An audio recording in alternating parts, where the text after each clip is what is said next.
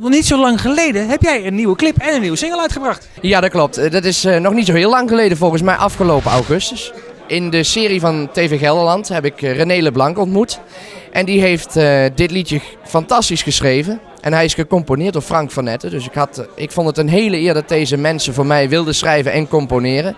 Ja, ik vind het een heel geweldig nummer. Ik krijg er heel veel complimenten over. En ik ben ook heel blij dat ik dit liedje mag zingen. Het is echt een Rutger van Barneveld nummer. En er komt natuurlijk alweer een nieuwe single aan. In oktober komt er een hele mooie ballad aan. Dus laat je verrassen. In december ga ik mijn eerste concert geven in Tiel. Heel spannend. Ik heb daar net connecties over gemaakt. Dus laat je verrassen. Er komt gigantisch mooi werk aan. Als mensen nou zeggen, oké, ik wil me graag laten verrassen. Waar kunnen ze dan kaarten kopen? Dan kunnen ze kaarten kopen via www.rutgervanbarneveld.nl. Of natuurlijk bestellen via mijn Facebookpagina. En ik zou zeggen, kom allemaal, want het wordt echt de moeite waard. Ik wil best wel kaarten bestellen, maar dan wil ik wel weten wat er gaat gebeuren. Nou, er komen natuurlijk gigantisch veel gastartiesten. En er staat natuurlijk een geweldige band op het podium.